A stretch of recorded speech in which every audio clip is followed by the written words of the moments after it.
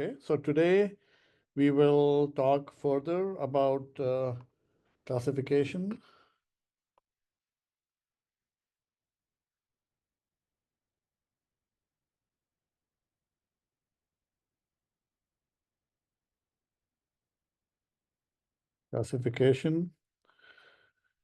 And we'll talk about two methods. One which has a lot of historical importance called the perceptron, and then that leads us to a method that used to be very popular, used to be one of the best methods for classification along with logistic regression called support vector machines. Okay. And then as we conclude this, we'll start talking more about other topics like unsupervised learning and so on in the next part of the course. But today, let's first talk about the perceptron. So the perceptron method was actually introduced a long time ago. So it was first actually proposed in 1962. Okay.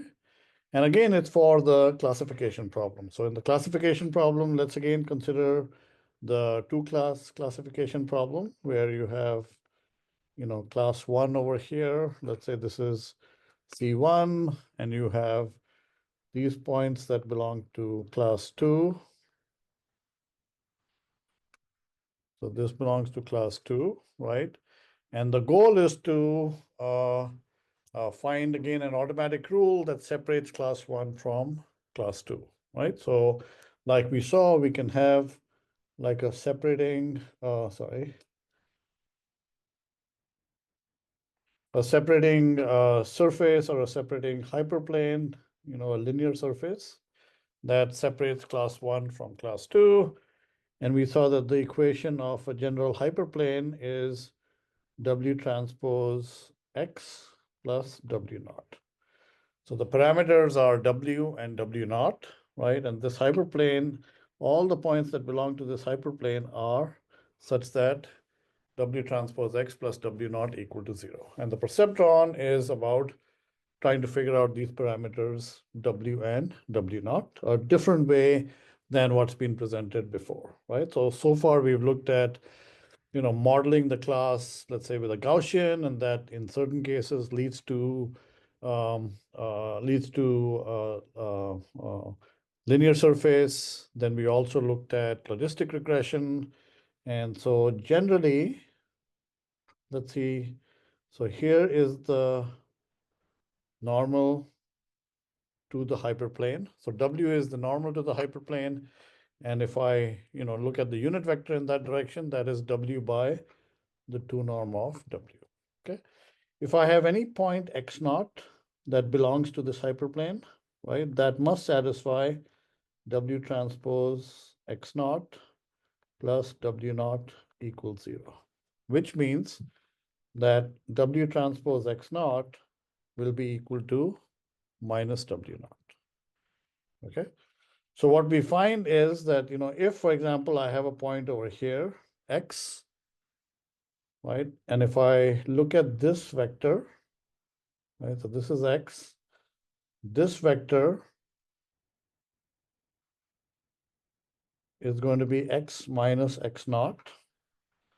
Okay, and if I then project it onto the unit vector, which is in the direction of W, which is W by W, W by norm of W, W by norm of W, then we'll have that the distance. So this part is going to be the distance of X to hyperplane. And just to kind of make sure that we are talking about X, let me just put this in red. Okay. And so that is kind of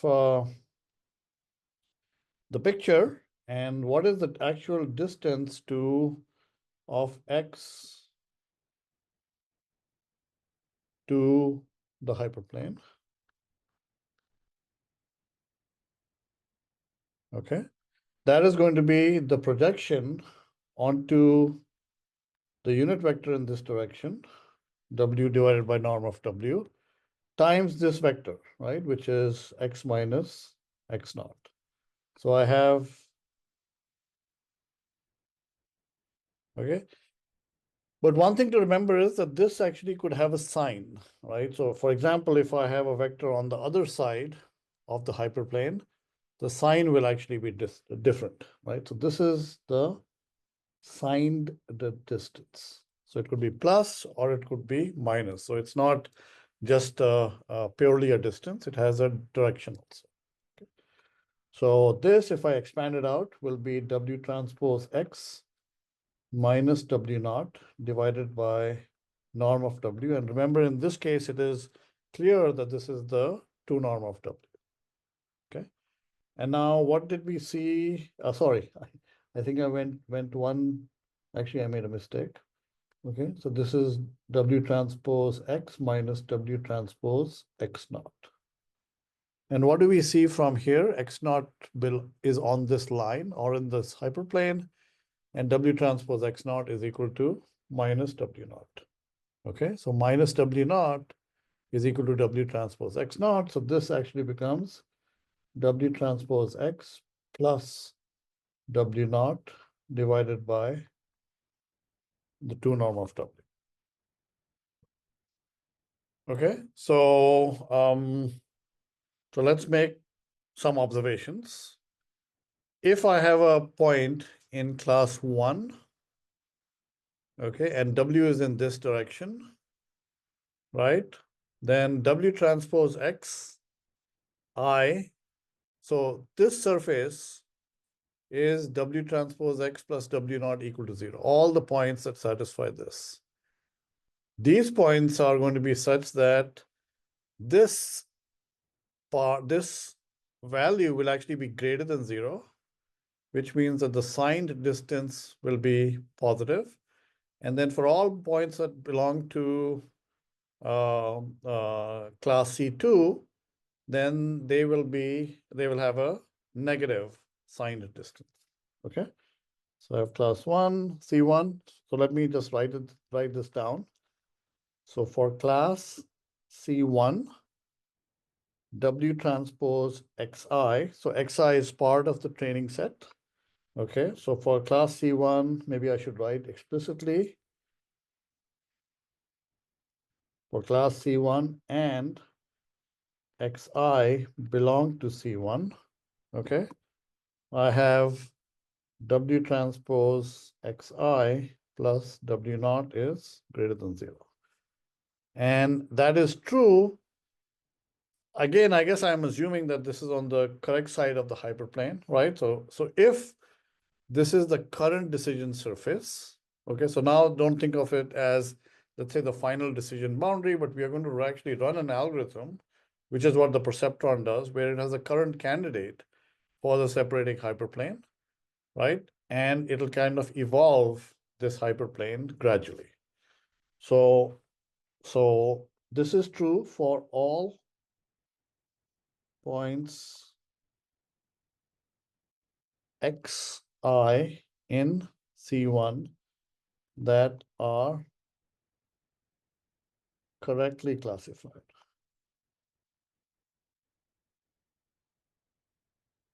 Okay. And so actually this is more subtle than this. This is not for all Xi belong to C1 because there might be some points that are not correctly classified. Okay. And then similarly for class C2, we have W transpose Xi plus W naught is going to be negative. Okay. And these are for all points in C2 that are correctly classified,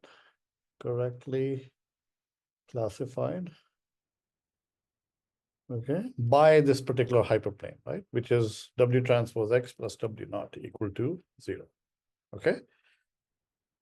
So now you see that there is a difference in sign. So I can actually just use an encoding of the label, okay? So remember I have, the training data is Xi, Yi, I equals 1 through n. So what I can do is I can say that all the points in the direction kind of the hyperplane that are in class C1, there the yi is +1. And I can say that for all the points in C2, yi is equal to -1. So yi equal to +1 for C1. That's the encoding that I'm using. Yi equal to -1. Okay, and the reason for using that encoding is, now you can see that I've introduced a sign in yi. So what will happen if I have, what if I do the following, that I take this W transpose Xi plus W naught and multiply it by yi.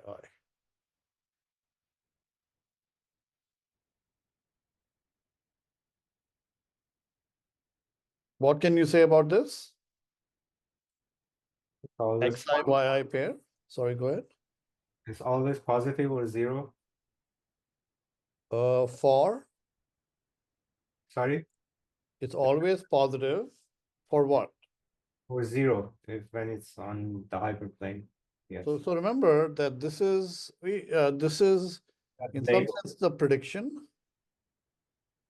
and this is the correct label. Yeah. So So if it's I have points which are correctly classified, right? So let's consider the points in C1 that are correctly classified. This prediction will be greater than 0. So positive, and yi is positive. So that means that this is greater than 0 for all points in C1 that are correctly classified. What about all points in C2 that are correctly classified? Well, this is negative, and yi is also negative. Okay, so Hormos, you're right that this is actually greater than 0, but the points that are correctly classified, right? exactly, right? So for points that are correctly classified,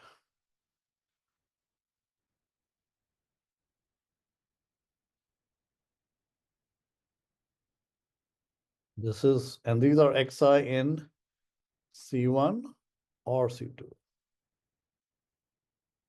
Okay, so I basically just reduced this into one condition. Okay, and then what happens for misclassified points? They're all going to be all negatives. Right, so you could actually have, you know, some point over here which actually belongs to class C1, right? But where the prediction W transpose or W transpose Xi plus W naught is less than 0, yi is positive. So for misclassified points, yi times W transpose Xi plus W naught is actually less than 0. Okay. And so if you think about it, right, the what you can do is you can actually use this as a criterion.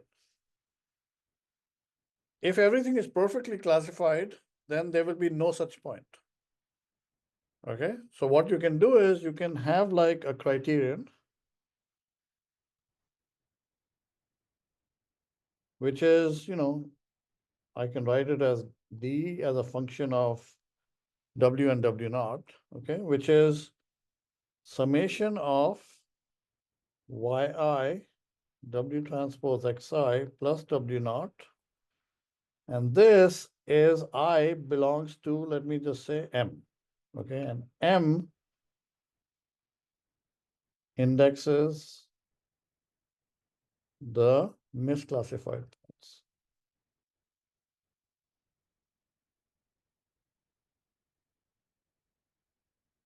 Okay. And you know, this is less than 0. So if I have like some criterion for like if I want to make, you know, Perceptron actually makes this positive. So it puts a negative sign. So that means that you can have a criterion where this is larger the more the misclassified points, and it is smaller the fewer the misclassified points. Okay, so you can have this to be, you can have this criterion which is minimize this over W naught, and this is actually the perceptron criterion. Okay, sorry, my the light went up.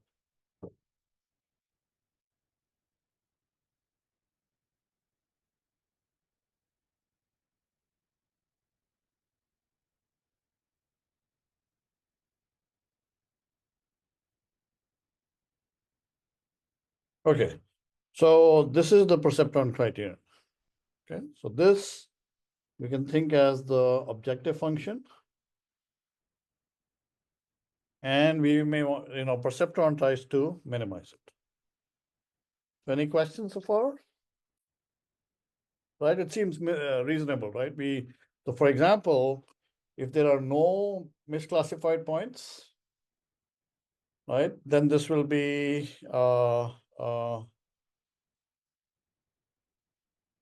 this criterion won't actually be positive, right?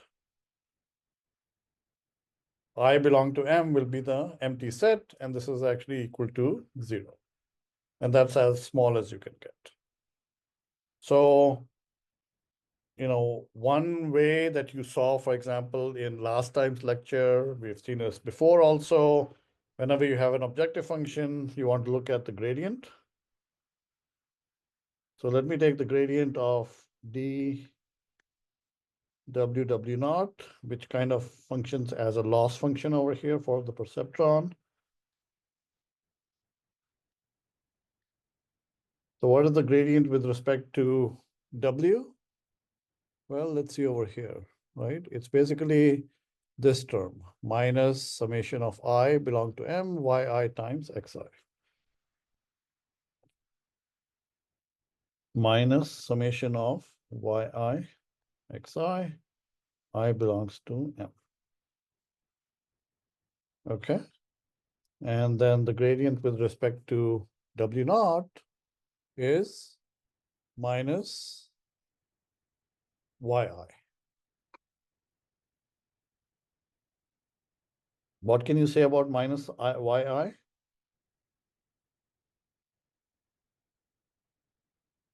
Well, if you think about, let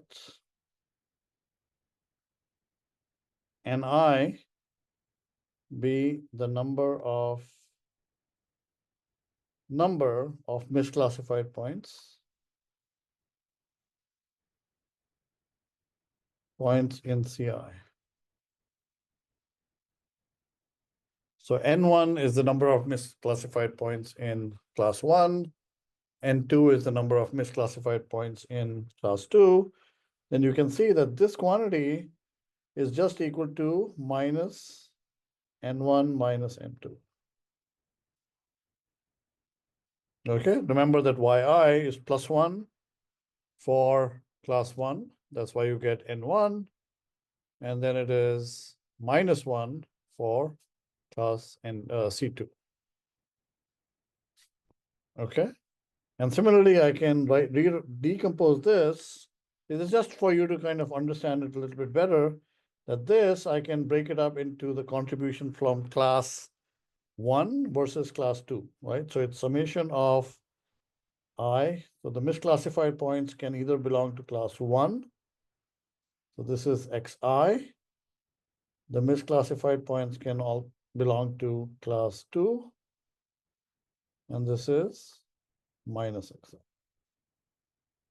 Okay, and just to make it clear, let me just index it by j.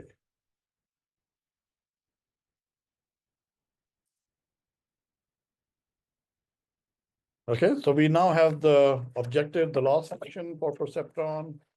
We have the gradient. Okay, so let me first give you the perceptron update rule, right? Remember, this method was proposed in what did I say? 1962. Okay, a long time ago.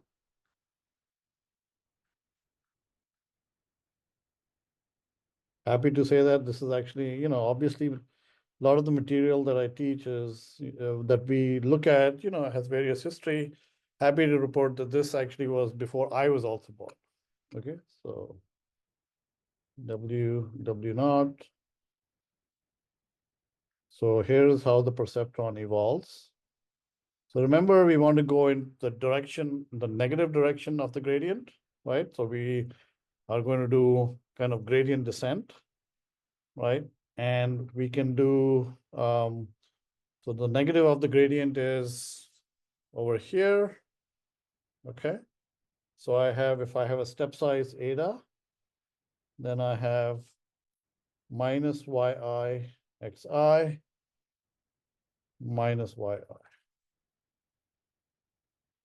Okay, and that says that the update rule is W naught is W naught plus eta yi xi y.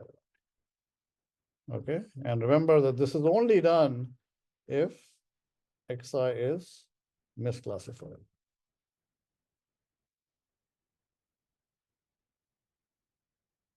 Now, one thing that you should note, right, is gradient descent. Is this gradient descent?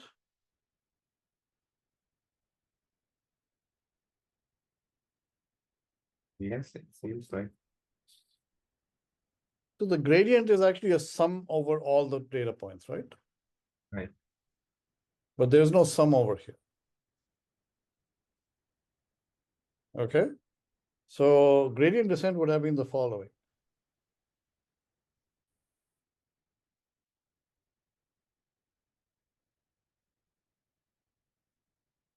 Big difference. Right? So the gradient would be computed over all the points. Okay. Obviously, if n is very large, that means that for just one step, you have quite a lot of computation. You have order n computation.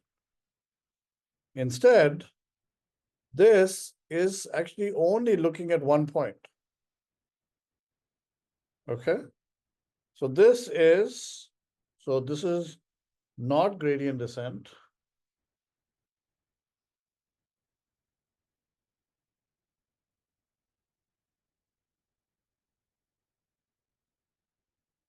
But something called stochastic gradient descent. It's an example of stochastic gradient descent.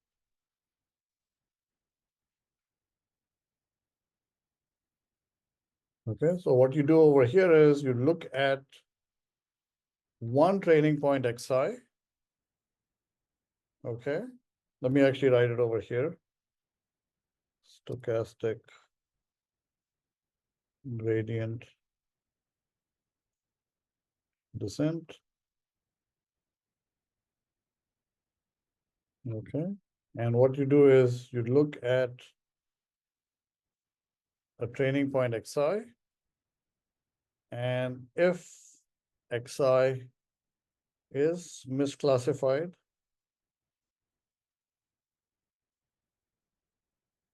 then you go in direction of the negative gradient, but you can think of it as but only the contribution to gradient from xi. Okay, or you can think of it as an estimate of the gradient. Okay, and you could say that, oh, why just look at one point? Well, that's what Perceptron does. In general, when we look at, for example, I think we also mentioned it in the previous class, that when we look at deep learning, typically you would not do this because it would not kind of exploit the hardware well enough. You end up looking at a batch of points, but not the entire points, right? So you can divide your total training data into different mini batches, and then you can run stochastic gradient descent over the mini batches. Okay, but this is an example of stochastic gradient descent applied to the perceptron criteria. Okay, so let me now write the perceptron algorithm. Okay, perceptron algorithm. So xi, yi, I is equal to 1 to n is the training data. So perceptron algorithm starts in the following way. You start with some w naught.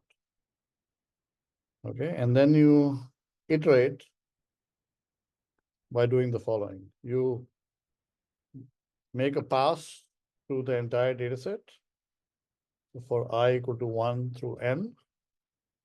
Okay, and once you are at a particular I, you look at xi, you look at yi, you look at the current estimate of the hyperplane. If yi w transpose xi plus w naught is less than 0, then what does that mean if this is less than 0? That means this point is misclassified. That's quite good. If it is misclassified, then I want to do stochastic gradient descent, which is I will then update my w and w naught by this rule. Okay, so w becomes w plus eta yi xi. W naught becomes w naught plus eta yi. This thing, and then of course, if this point is correctly classified, you don't do anything. And that's what you do. You end for, okay. And then how many times should you repeat this? Well, until, I don't know what I'm writing. Until there are no misclassifications.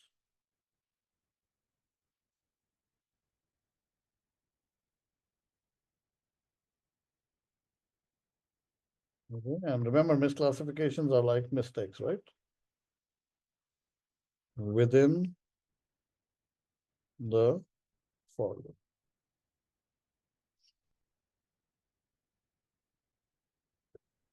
There has to be another exit condition, I guess, because, right?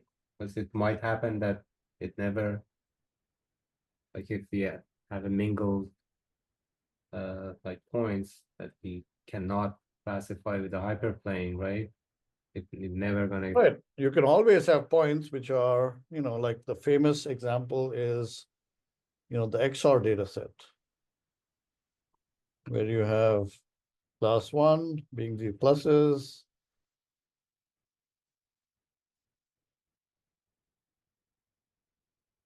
So this data set you can never separate by a linear surface.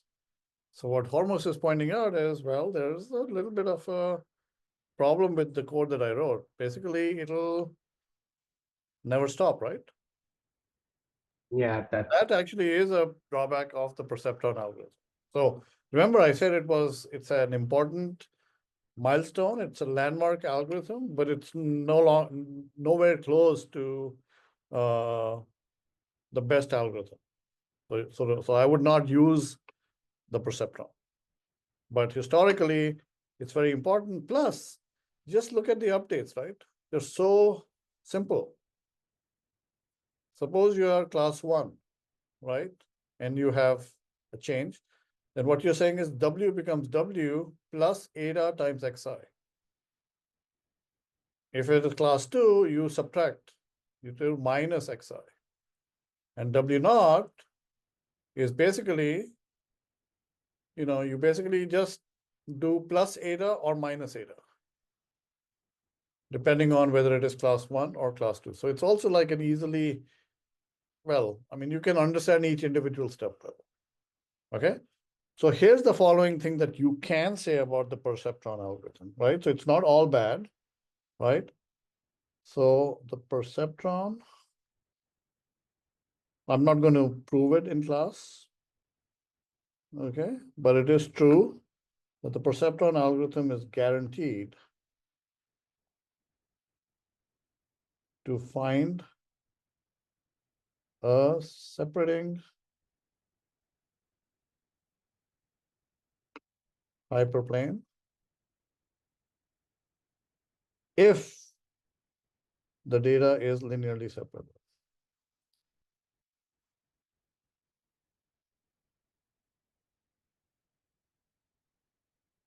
Note that I said a separating hyperplane.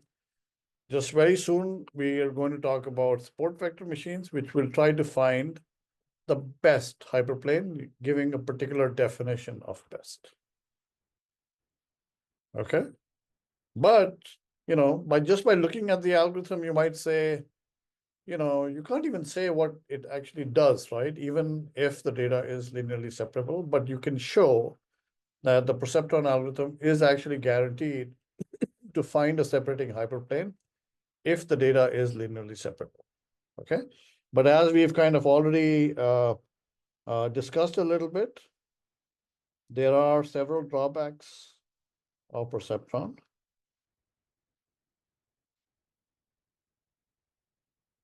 Okay.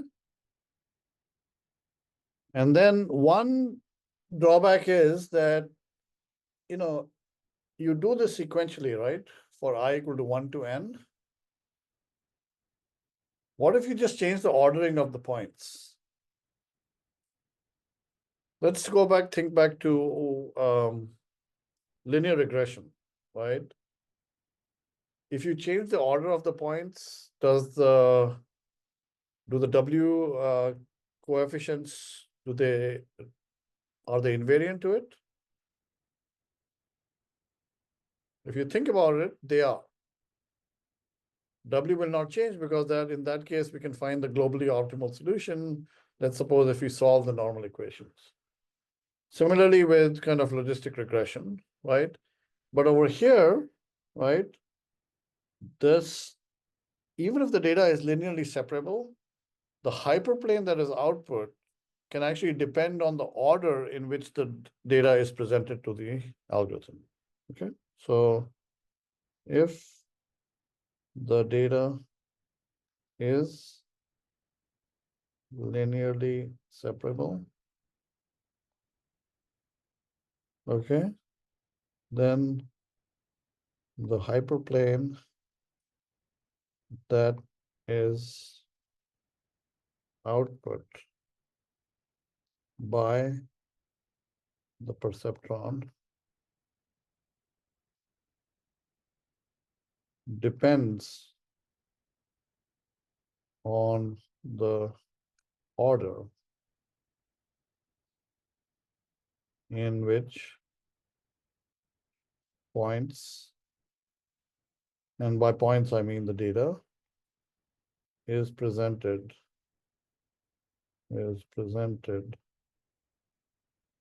to the algorithm.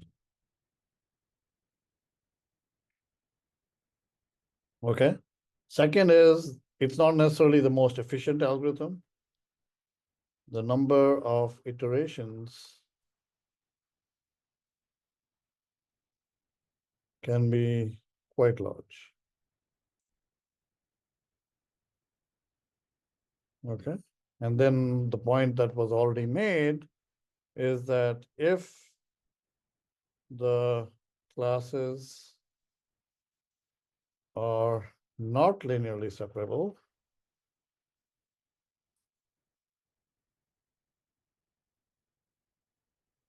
then the algorithm might not converge.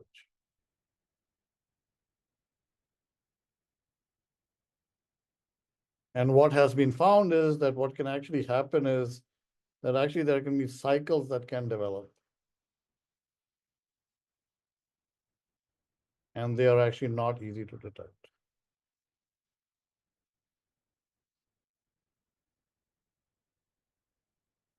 Okay. So the perceptron algorithm, like very important in terms of the history of machine learning, also deep learning, right? But not the best algorithm. Okay, so we now move on to support vector machines, which will actually not have any of these drawbacks. It'll actually find the best hyperplane and will actually do it through a optimization algorithm. Okay. So let's talk now about support vector machines.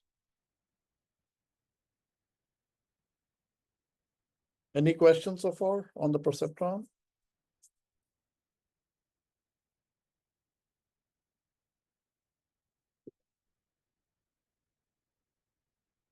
Okay, let's look at support vector machines. And they are called abbreviated with SVMs. Right. So suppose I have suppose again, let me draw this picture. I have class C1 with yi equal to +1. I have class C2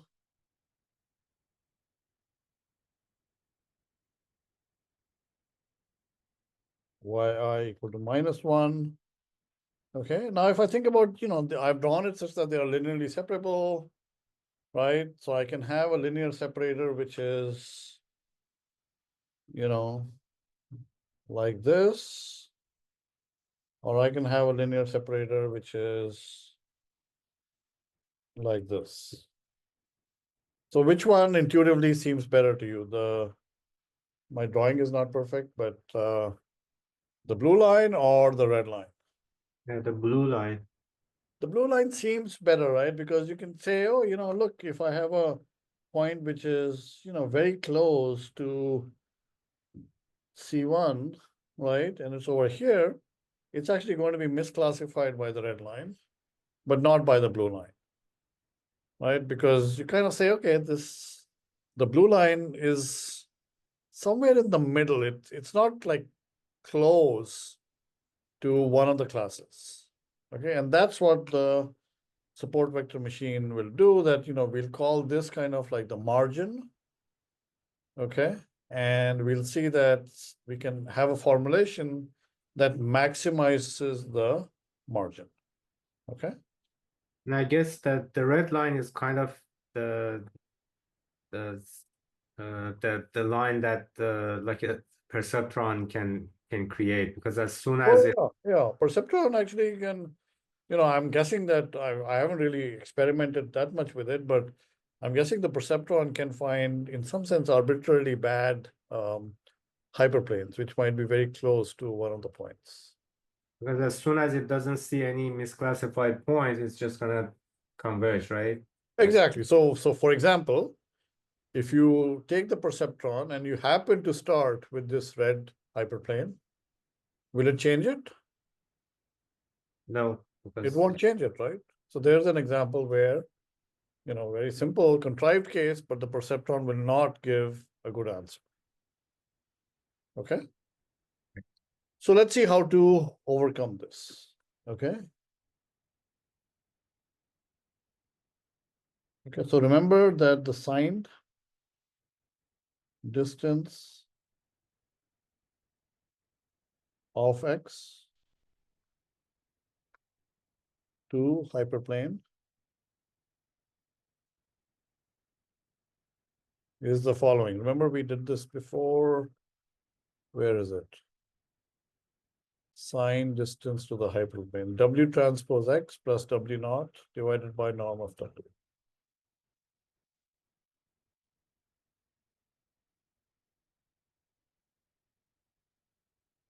Okay. W transpose x minus W transpose x naught divided by norm of W, which is the same as W transpose x plus W naught divided by norm of W. Okay. Remember, this is the signed distance. If I wanted to get the actual distance, which is kind of positive, I take it and multiply it by yi, right? Same encoding. Yi is +1 for class 1, yi equal to -1 for class 2. So the yi times the signed distance,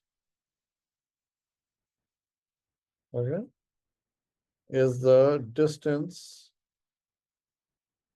of training point, xi to the hyperplane.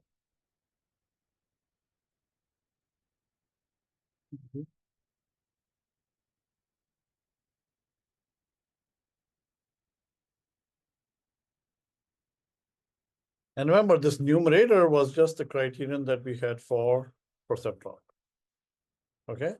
Now, let us suppose, right, that we say, okay, this distance, right, we saw that one of the problems with this is that this is very close to a point in a particular class. So maybe what we should have is, we should try and make sure that this distance is large. Okay, so suppose we put the requirement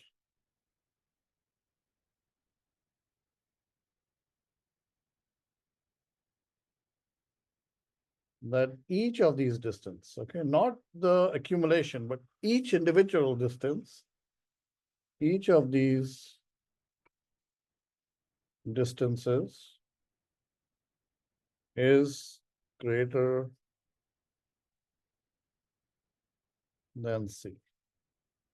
Okay, so what I mean is that yi times W transpose X plus W naught divided by the norm of W is greater than or equal to this C, which means that I have yi W transpose X plus W naught is greater than or equal to C times norm of W.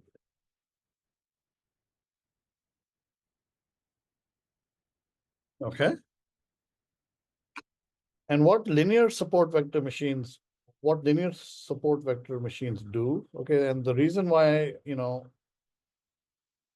we are saying linear is because they will only look for a linear separator. And later on, we'll see that you can actually easily extend support vector machines so that they can actually also find nonlinear separators. Okay, but in linear support vector machines,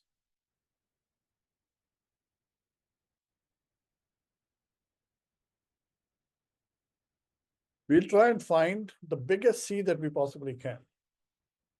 Okay, so the goal is to maximize C. Okay, so maximize C over all choices of W naught such that all points are correctly classified, but they're classified with a margin. So not only are, not only are they, so remember this, not only are they greater than or equal to 0, but they are greater than C times norm of W, which is what's given over here. Okay. And this is true for all I equals 1 through.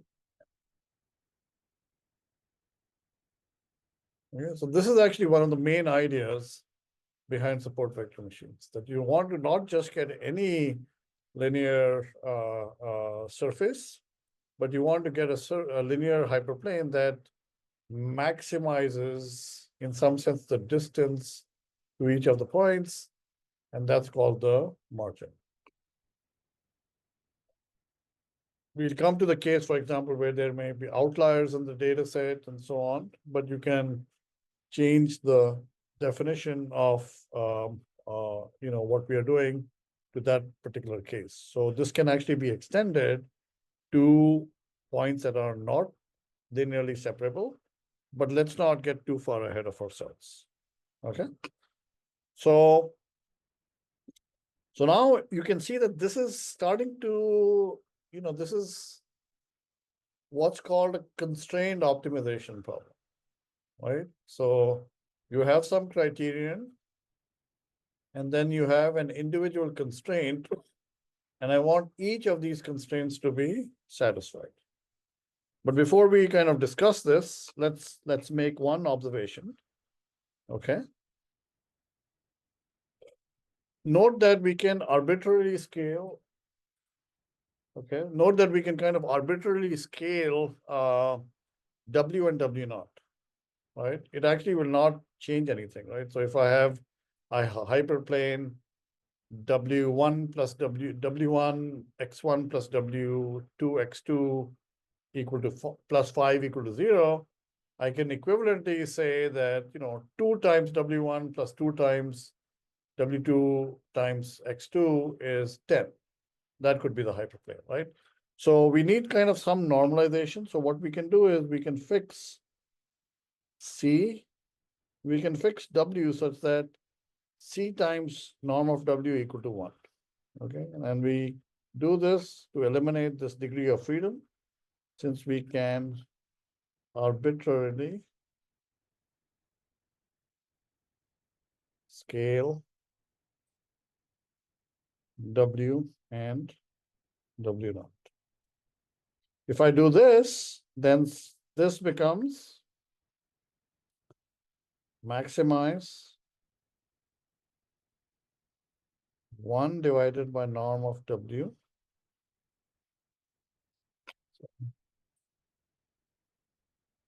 1 divided by the norm of W. And remember, this is the 2 norm over W, W naught, and I just copy the rest such that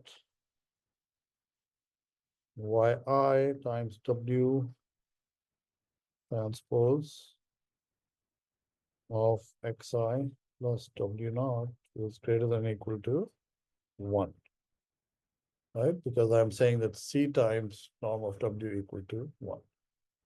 And this is over I equals 1 to N. Okay.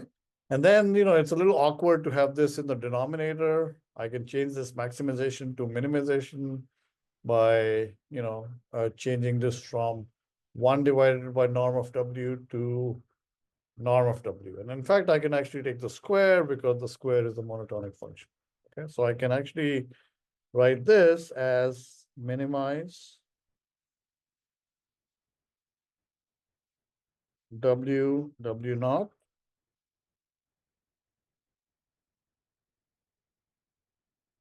such that Yi times W transpose Xi plus W naught is greater than or equal to 1. I equals 1 to 2. Okay, so this is now the SVM objective.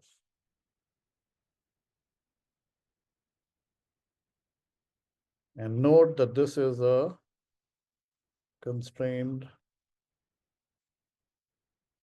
optimization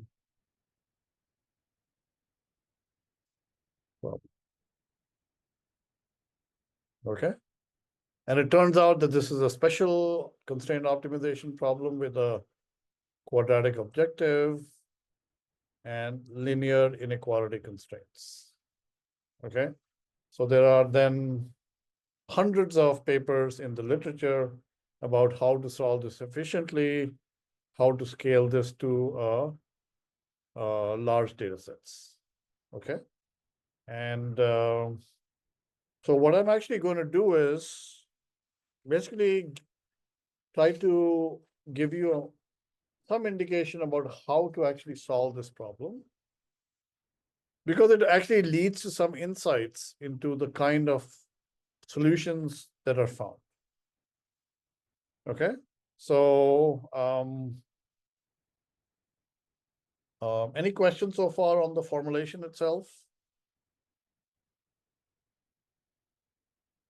Okay, So we will see that, there are various ways to solve this problem, right? And it turns out that every kind of constrained optimization problem like this, you can actually write a dual problem. It's kind of like quite beautiful, right? So you can have like a dual problem, which has different parameters that you optimize. And in certain cases, what you can do is you can minimize this problem, and this is sometimes called the primal problem. And then you will see that there's actually a dual problem which we can maximize. Okay, there goes my light. So let me turn it back on.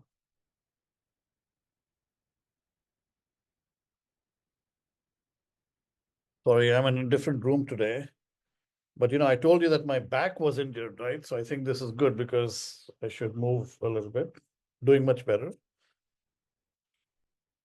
Okay, so I'm actually now going to take you on, we've tried to look at different kinds of mathematics in this class, right? We did a review of linear algebra.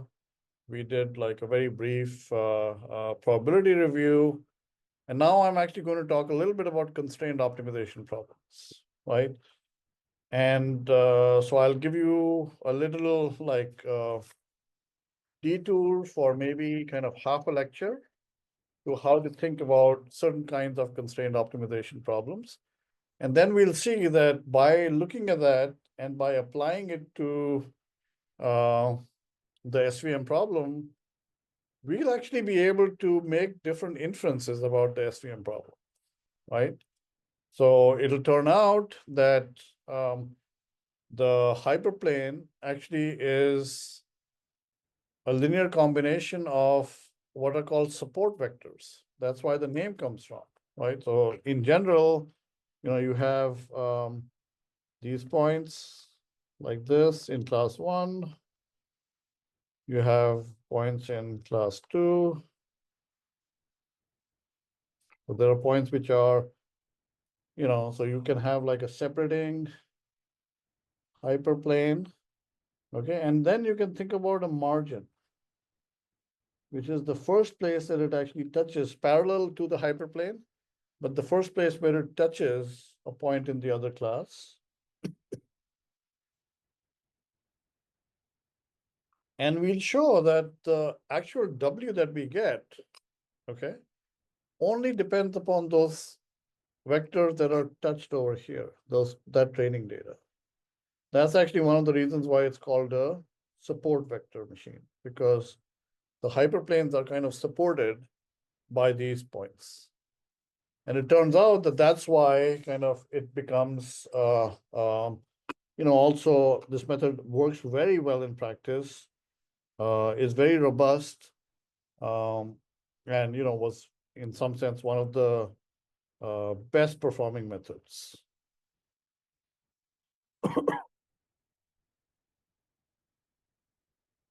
So this is the hyperplane. This is 1 divided by norm of W. This whole thing is twice of norm of W, and W is, the normal to this hyperplane. Okay, so what SVMs do is find, or, I should say SVM finds hyperplane with maximum margin. Okay, and this is the margin.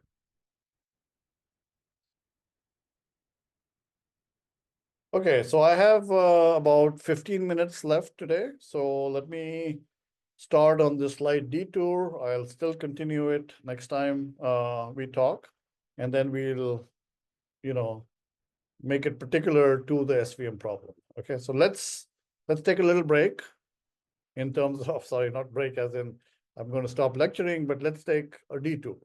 Okay, so let's look at a general constrained optimization problem. General constrained optimization problem, which has the following form, that you have an objective you are trying to minimize. Let me call that as F naught. Okay, and then you have different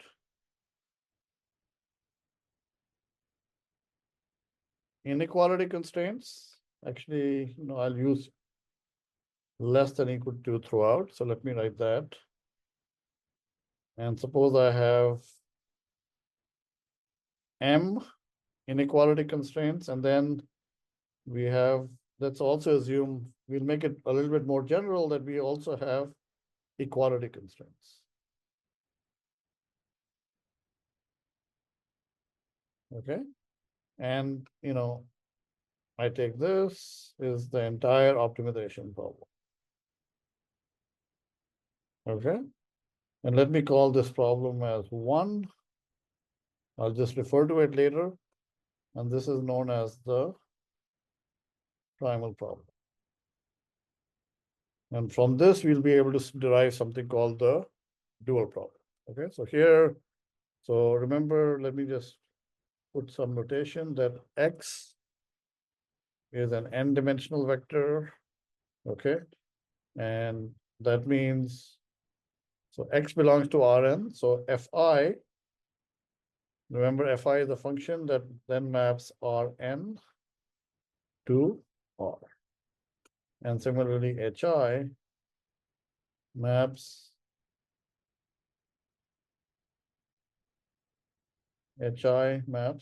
also Rn to.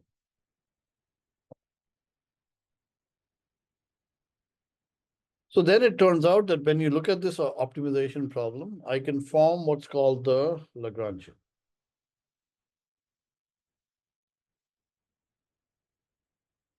Okay. So what is the Lagrangian? Okay, so the Lagrangian is the following. It actually kind of combines the objective as well as the constraints. So it becomes a function from Rn cross Rm. Okay, remember there are M inequality constraints. Okay, and Rp, where there are P equality constraints, and this maps it to R. And what is the function? So it's a function X, what was the original primal variable, okay? Just to make sure that, you realize that it is an n-dimensional vector. And then I will have these other variables, lambda and nu. So it'll turn out that this lambda is m-dimensional, and lambda I corresponds to the ith inequality constraint. And nu is p-dimensional, so it's the same as the number of equality constraints. And nu I will correspond to hi. Okay, so let's see what the Lagrangian is. So it takes the objective f naught x, and then it takes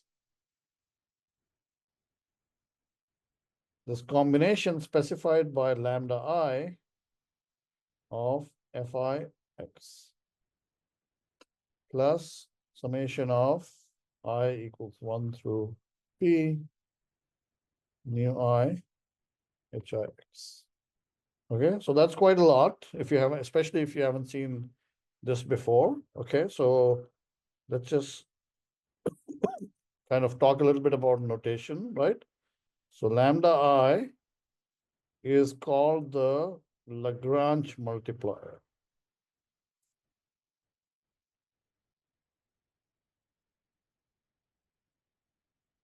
for ith inequality constraint. Okay, and nu I, or let me just call it nu j, is Lagrange multiplier And it'll turn out that they are slightly different because one is FIs are the inequality constraints and the HIs are equality constraints. Okay, it's a multiplier for the ith equality constraint.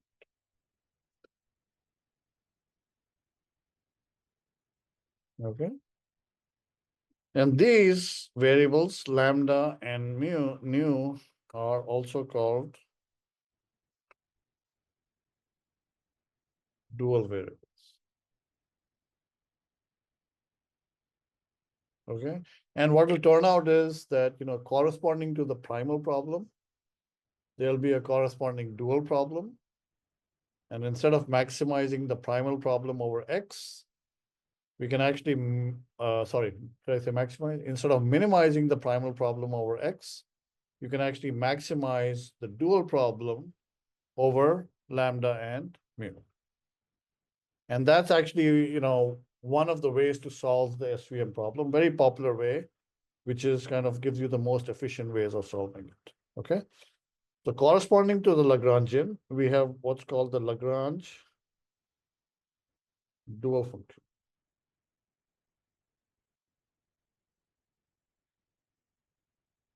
Okay, so the Lagrange dual function will be, let me call it, basically I'm going to eliminate X. Okay, so L was a function of X lambda mu. And what I will do is I will basically try to find the minimizer of L over all X's. And I'll call that function G. And that is the Lagrange dual function. So if I take the infimum over X of L X lambda mu. Okay, and let me just expand what L is. F naught X plus summation of I equals 1 through M lambda I Fi X plus summation of I equals 1 through P mu I Hix. Okay. And so just kind of be patient with me for a little bit. Okay. So lambda and mu are they are called the dual variables, and they are dual feasible. And I explain why that is in a little bit. If all the lambdas are greater than or equal to 0, the nus don't actually have any constraints, but you want the dual value to be finite.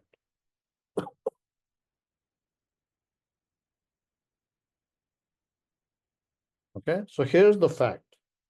Here's why the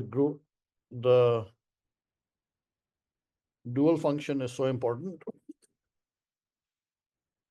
If I look at the primal problem, this problem over here, and I say that when I minimize it, I'll get some X star. And I say that the minimum value that is achieved is F naught X star. And if I say that that is P star. Okay.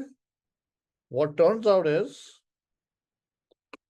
that the maximum value that the dual function can take is P star for any dual feasible lambda and mu. Okay. And to remind you where P star comes from, P star is optimal value of the primal problem 1. That is, P star is equal to F naught X star. Okay, and fact 2 is the following. Okay, and this is the most important part, right? And what it is going to say is, what it's going to imply is that I have two choices. I can either minimize the primal problem, I can just work with that, or I can move over to the dual variables and I can solve the dual problem. Okay? If there exists dual feasible lambda star, nu star, where, remember that for it to be feasible, lambda star is greater than or equal to 0. And you'll see that, the reason why lambda is greater than or equal to 0 is because Fi is less than or equal to 0. So we are basically considering lambdas to be positive so that when we multiply lambda I with Fi, it'll actually stay less than or equal to 0. Okay, and that's why there's no constraint on the news, which corresponds to the HRs. Okay, if there exists dual feasible and primal feasible X star such that G of lambda star nu star. So remember, this is maximizing the so these values are maximizing the dual function. This is equal to P star is equal to F naught X star. Then we have that something called strong duality holds. I'm just kind of giving you the exact conditions. You don't need to worry too much about that, but I do want to kind of make sure that, it doesn't always hold. Strong duality does not always hold, but it'll turn out that in the case of support vector machines, it will always hold. Okay. So we are coming to the end of the lecture. Obviously, I'm not finished, right, in terms of teaching this material. So just let's recap what we've done today. Okay. So we looked at perceptron, classical algorithm, a lot of historical importance. Actually talks about the stochastic gradient algorithm, which is now the most popular algorithm whose variants are trained deep neural networks. And then we said, well, perceptron has various drawbacks. Let's formulate it as, that you want to try to get the best hyperplane. The best hyperplane, you give a particular condition. It turns out to have a quadratic objective with a linear inequality constraints. Okay. And then you say, okay, well, how do we actually solve this problem? Okay. So to do that, we've taken a detour and talked a little bit about the primal problem and the dual problem.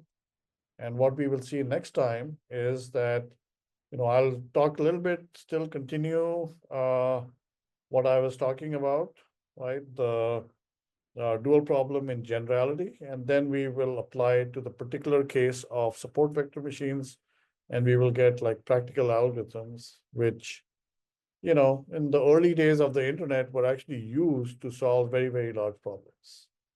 Okay. So that concludes this lecture. Any questions?